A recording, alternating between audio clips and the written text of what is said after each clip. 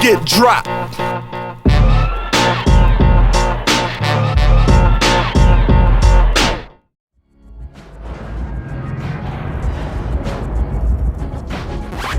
know what I'm saying? All the main parts of hip hop, a lot of it came from right out here.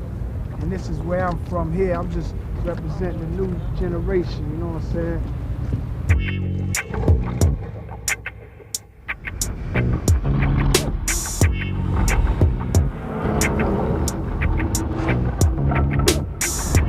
There's a lot of talent that's out here every day trying to make it through the struggle out here.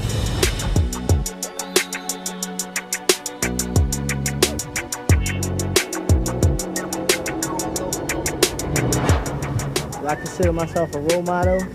Yes, I consider myself a role model due to the fact that I'm out in the public, you know what I'm saying? It was something that I did not ask for, but being that I love doing my music, and my music is something that's in the public, I have to consider the fact that the kids is listening and watching and paying attention to what I'm doing. What were some of the activities you'd be doing if you were in the rap game? Well, this is movies. We don't really discuss it, but we could just say hustling, and you know everybody pretty much know what that entails. Understand?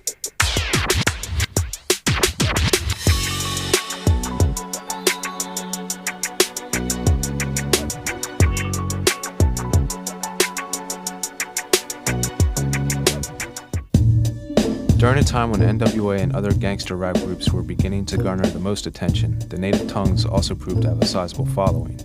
Groups Jungle Brothers, De La Soul, and possibly, most importantly, A Tribe Called Quest countered NWA's vile gun talk with Afrocentric rhymes about life's less violent aspects. Tribe Called Quest, we like to be as complete as possible to present just about every situation of life, the yin and the yang, the good and the bad. I'll say Tribe Called Quest represents black people, but if anybody else outside of our race could recognize the fact that we have been through pain and that we have been through a lot of shit, then come on and get down.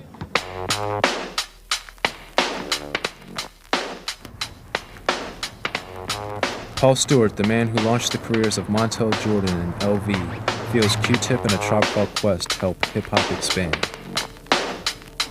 Q-Tip is really important. He was one of the very early conscious style rappers that was infusing like jazz music and making a style of hip-hop that was more relatable to a different audience. You know, it's kind of a more intellectual style of hip-hop, and you know, it did a lot for reaching out. Tribe Called Quest was on Lollapalooza early, and they were one of the rap groups that helped cross over to like a college audience, an alternative audience.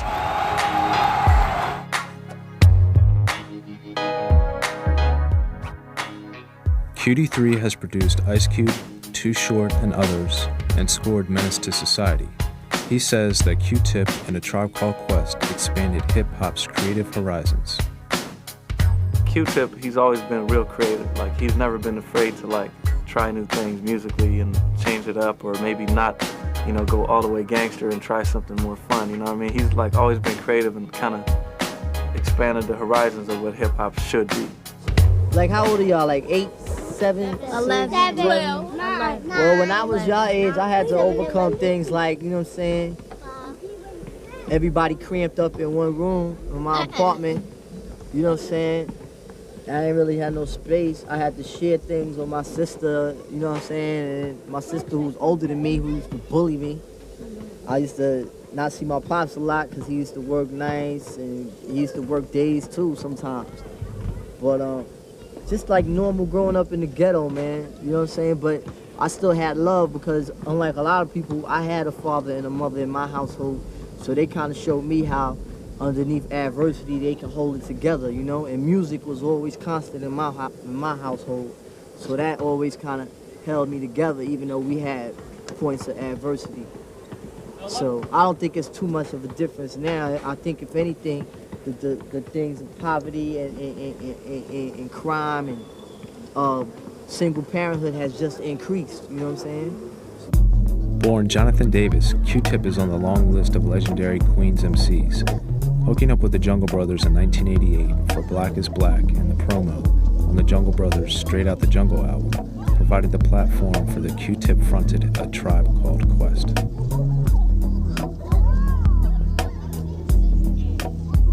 Y'all listen to me, man? Yeah. My mom and dad sometimes, you know what I'm saying, they would get on a fella nerves, you know, when I wanted to do things that I wanted to do.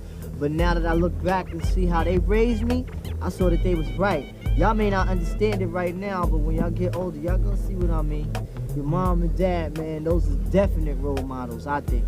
Y'all look up to your mom and dad? Yeah. Oh boy, I heard a no. Yup. Me. You don't look up to your mom and dad?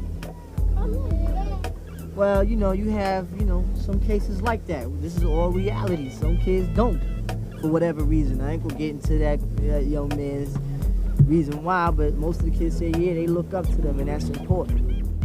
Q-Tip is one of the pioneers to me. You know what I mean? He's a good producer and rapper. One of the things that people appreciate about Q-Tip is the fact that he stuck with his niche that he created for himself in Native Tongue and all that, you know, with the Jungle Brothers and Latifah and all that. No matter what was going on, like it could have been like NWA and all that stuff, and he never really got into it. He never really even swayed in that direction. He stuck with what he was doing, and I think that's one of the reasons why he's still here. Had he changed, people probably would have looked at him like, okay, well, last week you were doing this, and this week you're doing this, you know what I mean? And I think a lot of rappers have fell by the wayside because of that. Even though other conscious artists such as Public Enemy, Boogie Down Productions, Queen Latifah, Poor Righteous Teachers, and X-Clan held their own in the early 90s, they were upseated by a bevy of gangster rap groups that started selling millions of albums and enjoying considerable mainstream media attention. You know, one of the things that I think helped Tribe Called Quest remain an important entity in the hip-hop world, even though styles were changing, was that they branched out and did other things. Q-Tip produced for other people. He produced for Nas on Illmatic.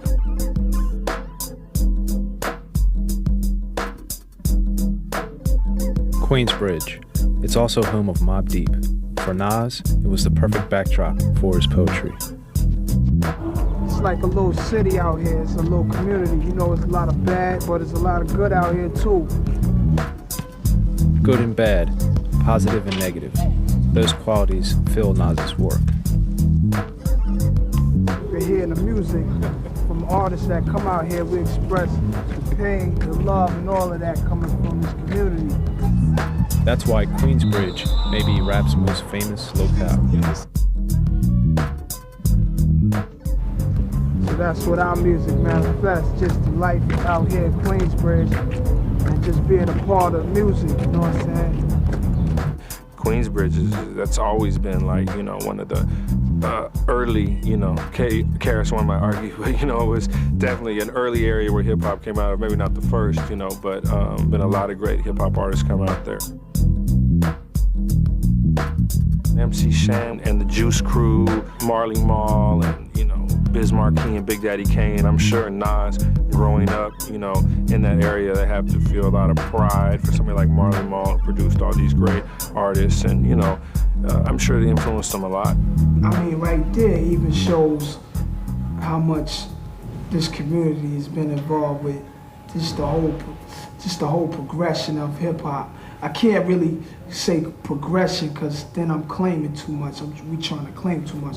But we definitely play a major part in the beginning stages where hip-hop started really getting bigger and larger, you know what I'm saying? As far as KRS-One versus MC Shan and Marley Marl, you know what I'm saying? It was the Juice Crew against BDP. Now that was the most exciting thing that ever happened to hip-hop, you know what I mean? Because it was about respect, it was about being loyal to the art, and it was about just, you know what I'm saying, representing your grounds.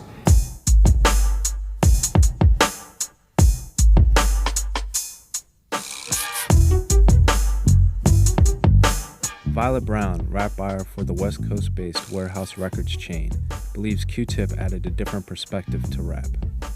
Q-Tip and Jay-Z came up listening to battle records. When they were growing up and getting influenced and getting involved with rap and first hearing rap, battle records were the thing. Battle records were the records that really helped the MCs develop their skills and made them known within their own little communities. KRS-One made a record coming at Shan, MC Shan, which was a major pioneer in the rap community back in the early 80s. So to go against Shan was meant a lot. So when KRS did that, that's when everybody that listened to rap had to really sit down and take it serious. When somebody disses somebody else on a record, you know, it's always of a lot of interest to fans, and you know, people are kind of representing for their different neighborhoods. KRS-One's from Bronx, and you know, Shan and Juice Crew, they're from Queens, and then they start dissing each other on records, and you know, people are excited. One, they want to see who's gonna come, what they're gonna come back with. You know, Shan disses KRS-One. Oh, what's KRS-One gonna come back with? I think they've been very important to the development of hip-hop and getting people interested in it. And, you know, it's like dirt. It's drama. People love that stuff. They eat it up. That's how we are. When we go outside, we can live in a poor neighborhood, but we'll be driving big, expensive cars. Why? Because the lazy lifestyle, you know what I'm saying? Not just like the mafia. They kind of like lazy. They want things done the fast way. So do most poor people, you know what I'm saying? Every human wants to live good, you know what I mean? Whether it be materialistic or whatever. We all live in a poor neighborhood, but who's making the best out of it? Who's making the worst? Who's making the best out of nothing? You know what I'm saying? We dealing with nothing. So we trying to come up out of it, and we brag and boast amongst our peers to kind of like keep them going. You know what I mean? We say, yo, I got on a nigga talk about he got on a Rolex watch and all this shit. Now, without finishing school, going to college, or just starting a business or something, you want to wonder how you get that Rolex watch. And that's the part of it. That's the mystique that leads you to want to be where he's at, you know what I mean? Getting a reputation in the streets without having to gangbang or fight or trip, you know what I'm saying? So hip-hop was a lot of people's savior at the time, you know what I'm saying? Hip-hop was the positive alternative to doing stupid things, you know what I mean? So bring the drama when you're coming, best believe I'm down. The golden child just arrived straight out the Chi-Town. Hi, you silver nigga, cause I'm coming like the Lone Ranger. Danger, danger, Dr. Smith, the human torture chamber. A lyrical passenger, but wow, straight from the penal I'm found. Deep in Delhi is my style, straight out the gate. A thoroughbred, running like the feds, never scared. From these streets, quick to bust a motherfucker's head. Instead of fighting, now you're boasting and talking about who's the baddest. At least you're talking, you know what I mean? So to me, it started off as a positive thing, and no matter what they were saying about each other, it sure beats what they were doing before that. Marley Marl, he the one that just put Eric B. and Rakim out, you know what I'm saying? He's the one that made Coogee Raps, MC Shan, Biz Markie, Big Daddy Kane, you know what I'm saying? All of those names right there just did so much for rap, and what they brought across to us was something new. So that's the heritage of Queensbridge, and we the future, you know what I'm saying? Olu Daru, Nas's father, is an accomplished jazz artist who appeared on Illmatic's Life's a Bitch. Nas's father gave him his first lessons in the studio. My first times in this recording studio, because my pops played jazz, so I was in there with him like a while ago just watching. But I made my own moves when I met this kid named Large Professor from Flushing in Queens, you know. And he was doing beats for Eric B. and Rakim and Coogee Rap and guys like that. That was a while ago. I must have been like 15, 16. He used to get me in the studio while he was working with them and get me to record songs and stuff like that.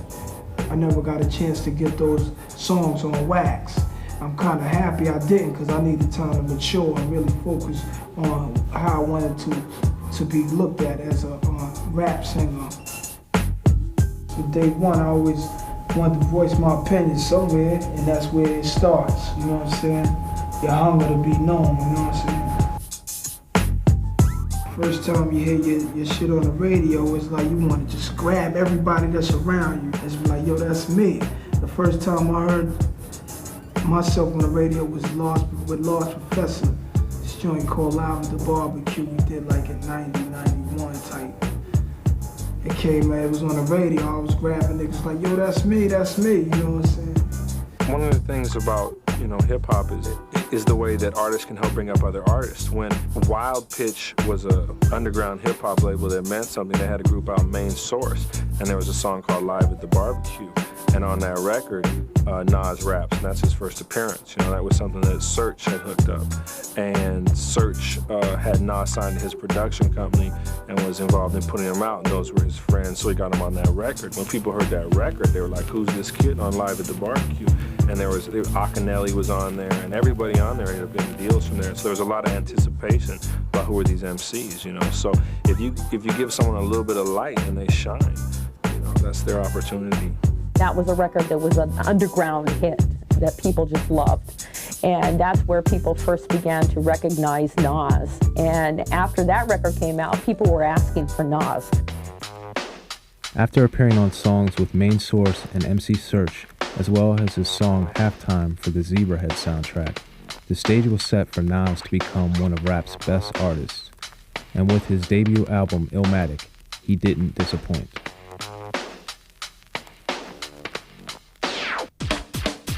Big John Platt, who signed Jay-Z and AZ to EMI Music Publishing, thought Nas's album was a brilliant slice of hip-hop.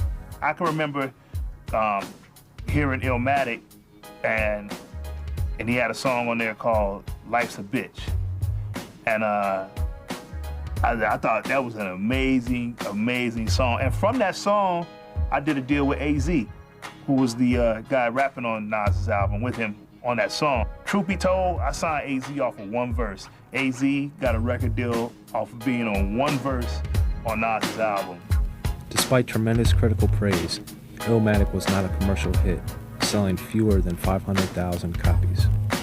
I think Illmatic was just too gritty or too grimy of a record to cross over. You know, it was for the heads, it was for the b-boys. You know, that was I think it'll sell as a catalog item forever. You know, young kids discover, you know, hip-hop, hardcore hip-hop or whatever, but it's never going to be the MTV flashy suits video type of thing. It's a street album. Nas used more commercially appealing music and a string of big-budget music videos to propel himself to 2 million album sales with his second album, It Was Written. His next record was a huge record, and I think that the radio airplay that he got brought him to that 2 million point double platinum. Rap was changing at that point, and a lot of people were starting to use choruses and different types of production. Records were becoming to be more radio-type records in the rap world. At first, you just appreciate the money, any little bit of change you can get. But after after you start to really see some money, I mean, that becomes a part of it, and when it does, it's only right, you know what I'm saying? It's good, you know, it's all good when it's time to be all about the money. I think he or the label, somebody, Steve Stout, whatever, made some very important strategic moves, whether it be putting him with Trackmasters, doing the song with Lauryn Hill, whatever the case may be. But when I heard If I Ruled the World, even though it was Lauryn singing on, I never considered that a sellout record. You understand what I'm saying? That never was a sellout record to me. Just a good song, and he was credible. He stayed credible in that, you know, in that song with the, you know, the Hate Me Now song with Puff. You know what I mean? I don't feel like Nas is selling out or trying to cross over when he does those type records, because he somehow keeps it Nas at the end of the day. With artists such as the notorious B.I.G. dwelling on their materialistic spoils, rap underwent another change that was criticized. Don't believe everything you hear in records, because people nowadays the same things in records, just so you can buy them. Use your mind that God, I believe, gave you and empowered you with to distinguish between an artist and an act. I definitely think that society, you know what I'm saying, is definitely to blame for the situations that we are in. And we are definitely speaking on what we see and what we live. But I think when you constantly portray that one side, I mean, it's wrong. And I won't say that we influence the actual violence to go on, like a kid will listen to our jam and then go out and do things, because I don't believe that, because I believe God has blessed us all with the power of choice. It's the person who you are judging on which way you want to go, whether the right way or the wrong way. So it's not necessarily music's fault. I don't think it encourages any type of violence, but I definitely think that it plants the seeds for it.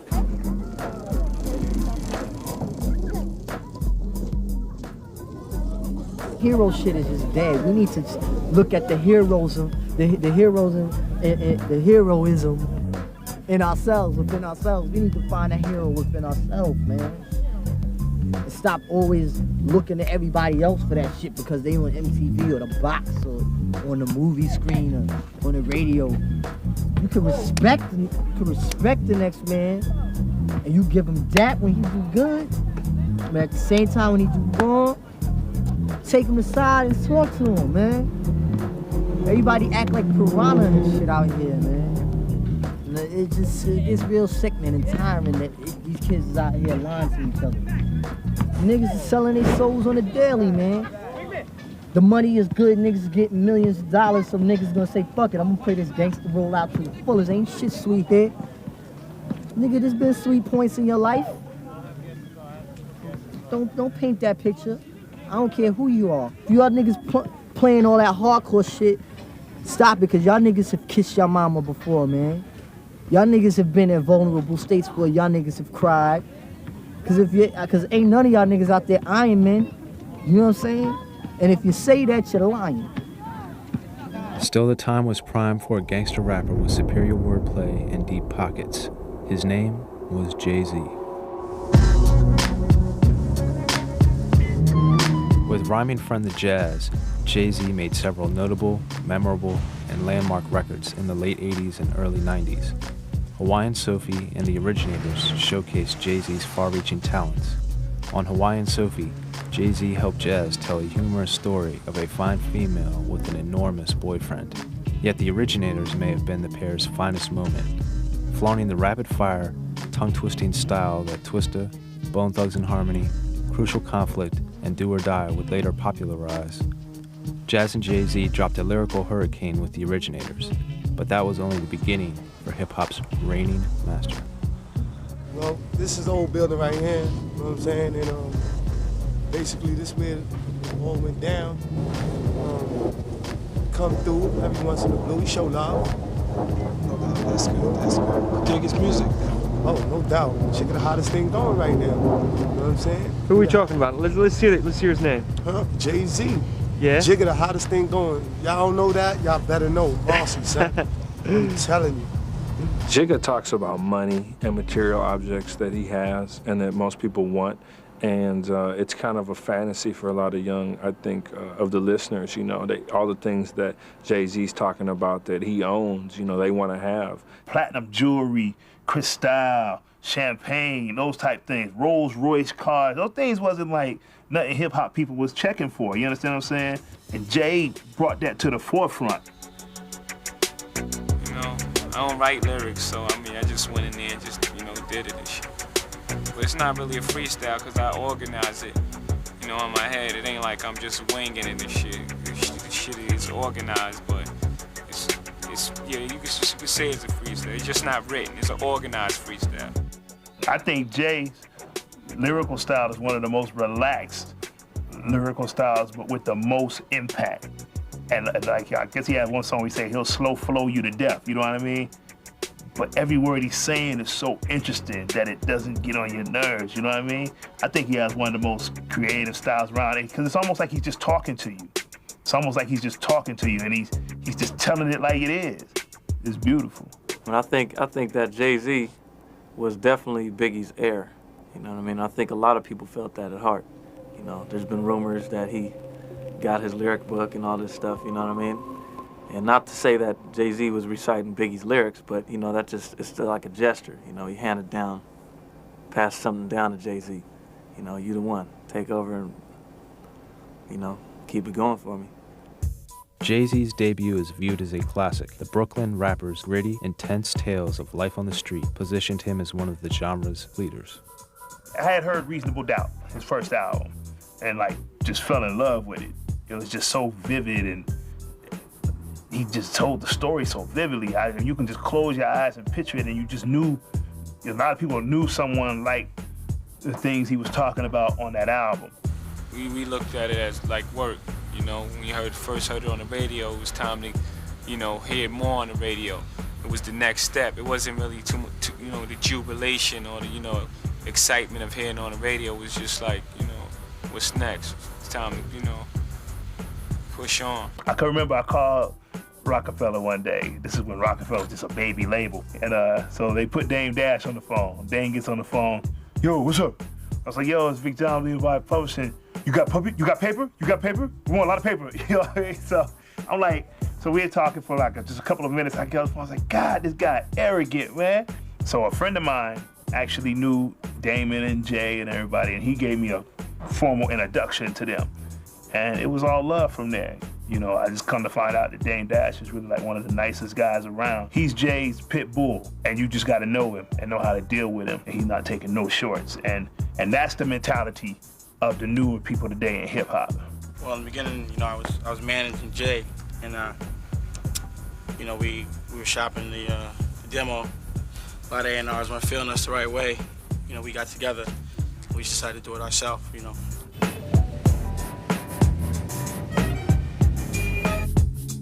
A&R stands for Artists and Repertoire. A&Rs work for the record companies, searching for talent, signing the talent, and then grooming the talent for stardom. But they don't always get it. I can't give you an honest answer why A&R people missed out on Jay. All I can say is that you have some people in situations like that are scared of anything new. You know what I'm saying? So if you're not fitting the assembly line, a lot of companies and a lot of people that are in those positions are scared of it. They don't really know they have a groundbreaking artist in their presence. We like to do things when we want to do it, you know, in our own time, or, you know, when it's spontaneous for us. And that's the only way we can be done, you know, the right way, promoting the music from the streets, from the street up. To Jay and Damon and Big's credit is in the true spirit of a champion, you don't take no for an answer, and you always believe in yourself, regardless of what an A&R person or the president of this company tells you or the president of that company tells you. It's like, if you really believe in it, you do it yourself. Then when you come to the label at that point, because the label's gonna step to you when you start doing it on your own. But you got a game plan there, and you're showing them how to help break this music. Can we curse? Yeah, sure. Yeah, Just dealing with the bullshit of record companies, you know, promising one thing and saying they can do things. And another thing, it's hard to take orders or let someone try to talk down to you when in the street they couldn't really tell you anything, you know. And just how to tell you what you should say in your music and how to market your music. We just knew we had to do. We had to build our music from the street up. Now whenever we get the urge, whenever we feel the streets telling us what to do, we just go ahead and do it. You know, we want to do a video, we do it the next day. You know what I'm saying? I mean, you have to politic, you know, just with the bigger picture, just so that everyone can feel your music, not just like on a ghetto level or neighborhood level. We want to be heard on a national basis, even a worldwide basis, so we might have to politic. But in general, you know, we want is what goes. A hustle is a hustle, you know? Anybody knows that. You know, if you've sold cars, you can sell records. And, you know, that transfers into any hustle. You know what I mean? So if you got hustle in you and you've ever had to hustle in your whole life, you can take that hustle and apply it to the record business. It's exactly like the drug game, exactly. You got, you know, your radio cats, you know, extortion and all that, you know, radio cats, they give you, you know, such and such spins. You know, they want you to come into your town and, you know, do a free show for them or whatever. You know what I mean? It doesn't matter. You're going to do the show. You understand? Or, you know, the future, the next record might not get 70 spins or whatever. I mean, it's very parallel. It's exactly like it.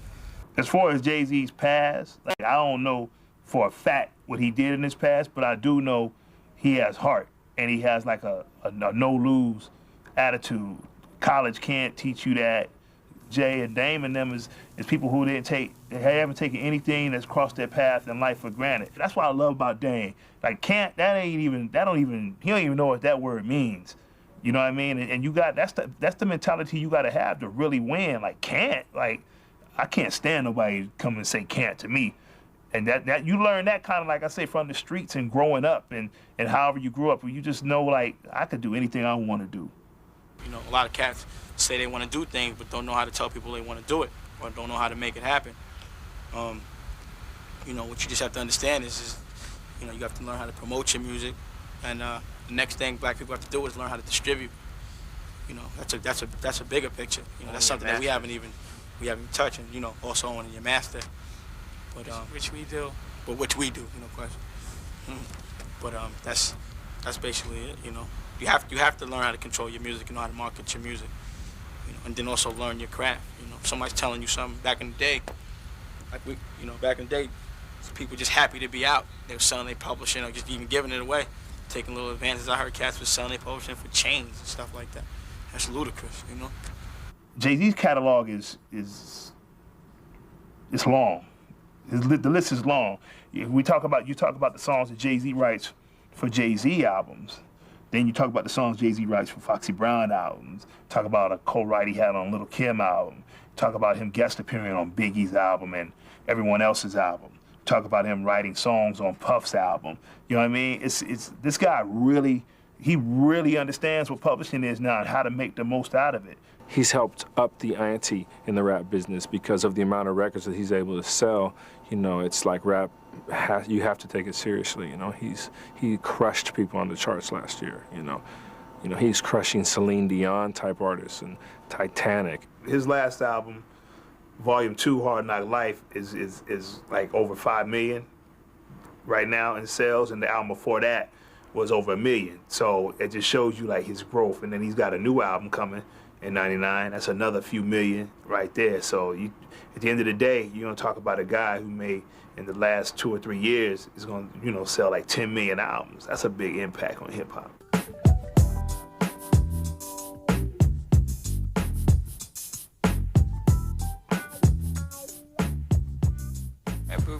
Before the record was out, I wasn't struggling, you know. I mean, I didn't want for anything, so the record didn't change anything except for, you know, maybe, you know, being in the airport or whatever, you know, being noticed more instead of being, you know, rather, you know, on a low, you know, the high profile. Everyone notices you, asks for autographs and things like that. I could speak from Jay's perspective. I mean, I think he's dealt with his success very well. I mean, he's just like a humble person. You know what I mean? He's real, like, level-headed. And I actually, you know what? I don't really know Q-Tip personally, but I picture him to be that way. And Nas, I've met him a couple of times just through AZ and so on and so forth. And these are all, like, very successful guys. But, like, if you ain't know them, you probably wouldn't think they'd be nothing like that personally when you meet them on a personal level. They just so cool and humble and respectful. But there's still an immense pressure that comes with being a rap star.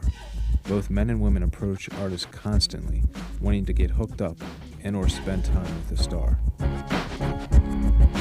Groupies are out of control for rap artists. I mean, they're just, you know, there's a whole groupie culture. You know, I mean, they are waiting in the hotel lobby, backstage, you know, outside the bus. You know, it's, you know, the women, you know, a lot of women, they just want to say they were with a famous rapper. I'm sure you ask IBM exec, they got groupies, you know what I mean? But yeah, it's definitely some groupies in hip hop, no doubt. Yeah, groupies. Shit, you know what I'm saying? See, I'm just a person that stays the same regardless. If I ain't been knowing you, when you come around, you're gonna notice that I ain't gonna try to get to know you, you know what I'm saying? You gotta use people that wanna use you. You know what I'm saying? They must be offering you something if they trying to get something from you. So you gotta use them to your best, you know what I'm saying? Despite these pressures, rap presents a tremendous opportunity for people to improve their own standard of living and explore their creative inklings. When they took away the musical instruments from the music programs, you know, what might be a John Coltrane ends up being a DJ Premier. You know, he starts playing on a turntable because there's no saxophones or trumpets around for him to learn on. So, you know, Nas might be the next extension. I'm not a big drug dealer with 25 years on my head. I sing rap records and I can make my bread, you know what I'm saying? I'm not a doctor or a lawyer, but I'm 21 with a start, you know what I mean? A good start. I could be a doctor or a lawyer. rap music is a perfect escape for a young black, you know, dudes growing up in the ghetto, you know. Most people, when they grow up, they have avenues to, you know, explore their little entrepreneurial, the spirit inside them, you know. We don't have, like, you know, poppers with big companies and, you know, such things like that. So we have to vent, you know, into other activities, you know what I mean, hustling and so forth. So, you know, cats probably be getting down with some real deep hustling if it wasn't for rap. The reality is, man, is that we don't see the other options because the options that are really there for us are being hidden, man. All we hear is just this one constant side to life, man. The best general of a war is the general who doesn't have to use any manpower or any physical effort with their enemy destroying themselves. And that's what we doing. We their enemy and we destroying ourselves. And the general sitting back with a cigar in Bolivia with all the champagnes and the material gains of life and the gold and all this, and he's chilling while we here dying, you know what I'm saying? Here it is, we shooting this piece, it's August. I lost 5 people in the past 4 months.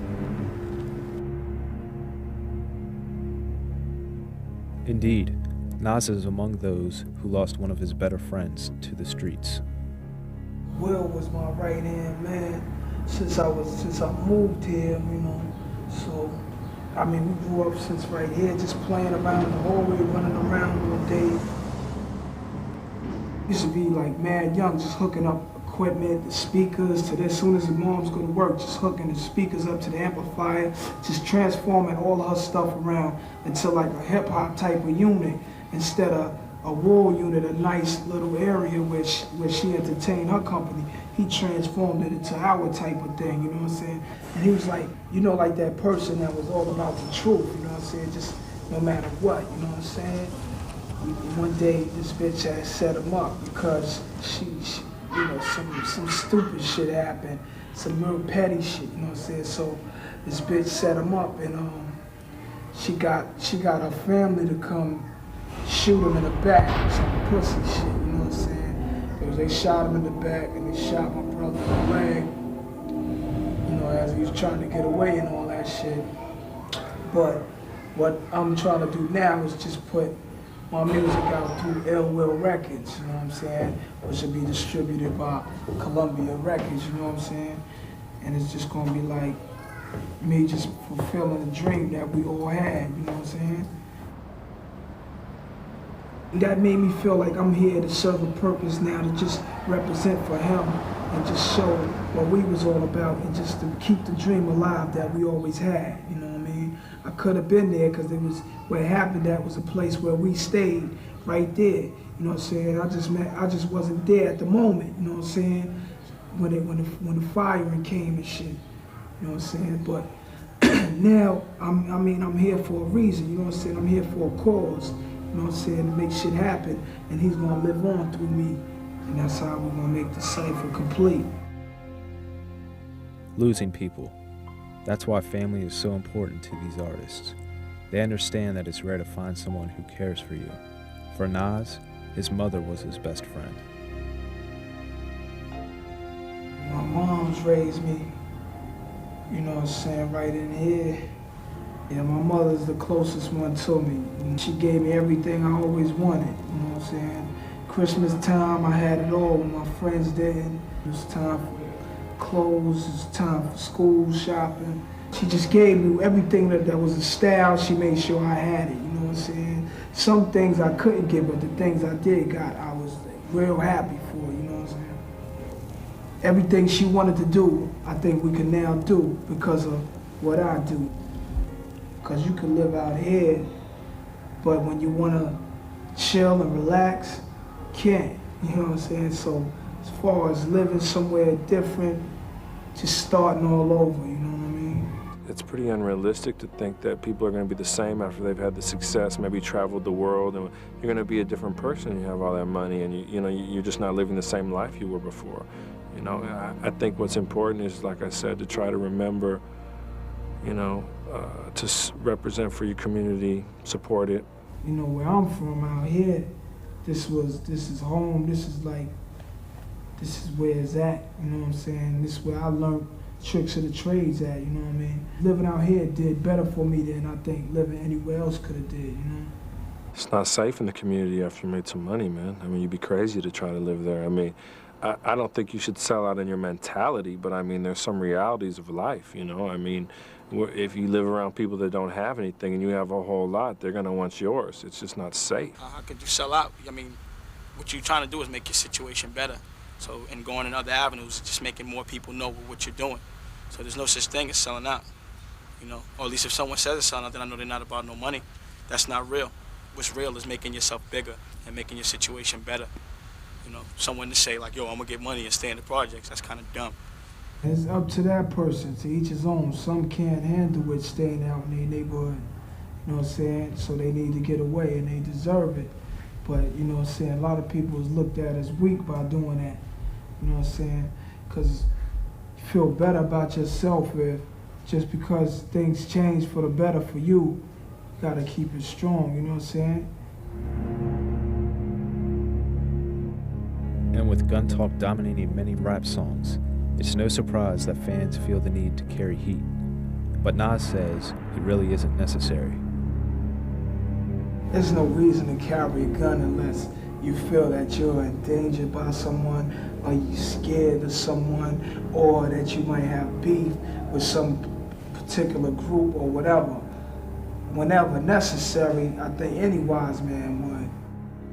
The most of the time I feared about living here when I was young, when I couldn't defend myself from shit was going on, because it was older niggas doing shit. It was a big world, and I was young, and all I had was my mom's and my brother, you know what I'm saying, my younger brother, you know what I'm saying. So all I did was just handle myself to get to a position where I could say, I'ma hold my ground. I'm old enough to control my destiny and not to be bullshitted by no bullshit niggas no more or nothing. After growing up here and seeing my man that lived upstairs getting killed and then my brother shot, like, you know what I'm saying, that showed me what type of world this shit is, you know what I'm saying? I mean, we could be out here trying to make our little money, risking our freedom, doing it the illegal way. We could be out here carrying guns for purposes that society doesn't see sane.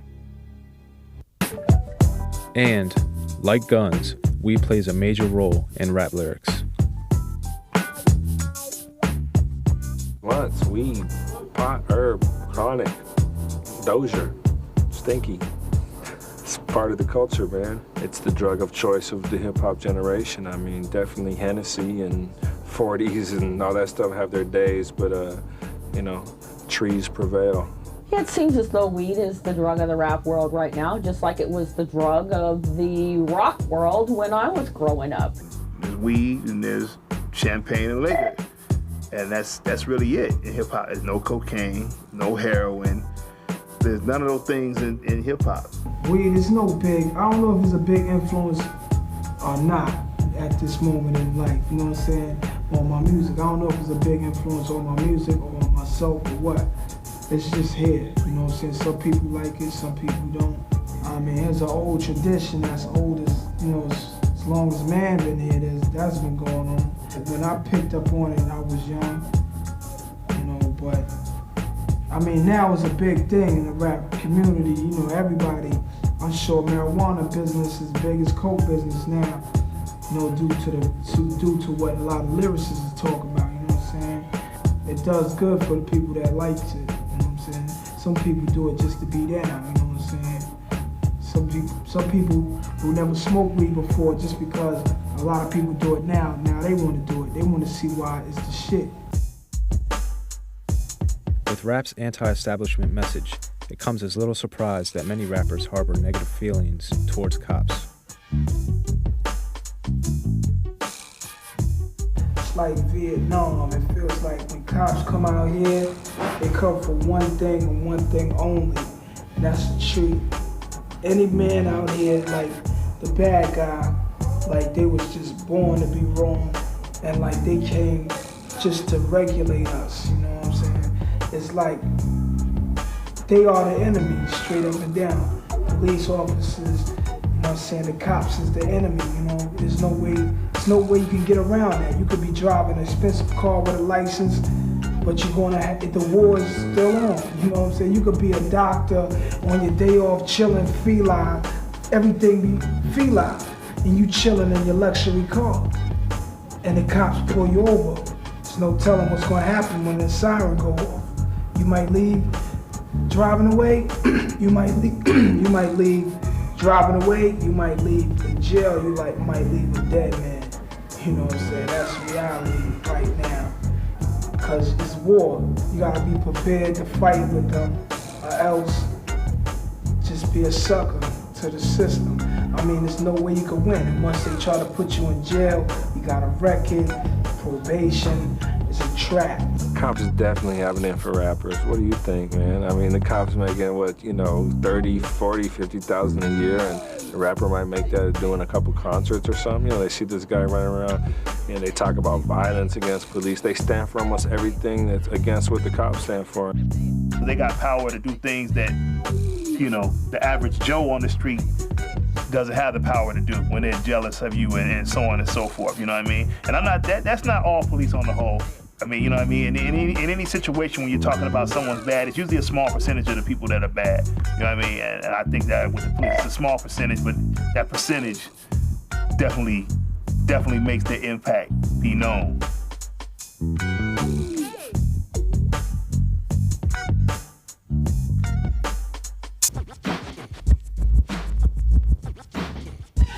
To date, Nas has sold about 4.9 million records. Q-Tip is at about 4.5 million records overall with all the Tribe records. He just had a record release that's doing really well, the Amplified record. Jay-Z, total is about 7.3 to date, but he has a record coming out in a couple of weeks. Coming out at the time of year it is, at Christmas, it's likely to scan close to 1 million records. Hip-hop now rests as the most influential creative movement to emerge in the last 20 years, and there's little sign it will slow down. There's a lot of things that's going on that they don't want to address, that, you know, that gets addressed in the music, comes to the forefront, and, you know, the kids have to hear it. I mean, but it's out there. And, you know, they'd rather close their doors and drive off and, you know, pretend it doesn't exist, but it's very real. I moved out to the suburbs 2 years ago, and it's like predominantly white and Asian and Indian where I live. And every single kid in my street wears hip-hop clothing, you know what I'm saying? Hip-hop has come so far, it's mind-boggling. To me, it's the international movement of this generation.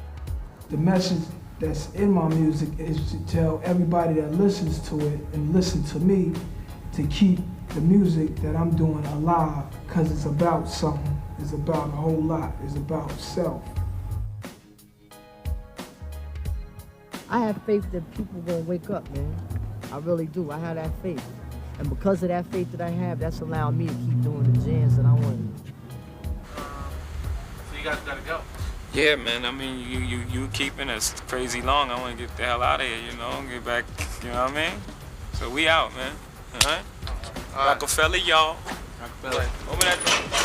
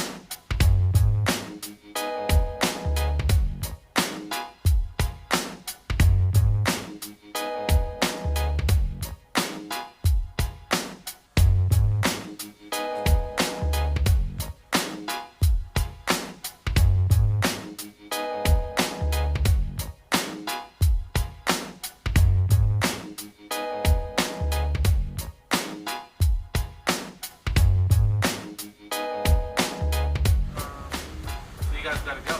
Yeah, man. I mean, you keeping us crazy long. I want to get the hell out of here, you know, get back. You know what I mean? So we out, man. All right. Rockefeller, y'all.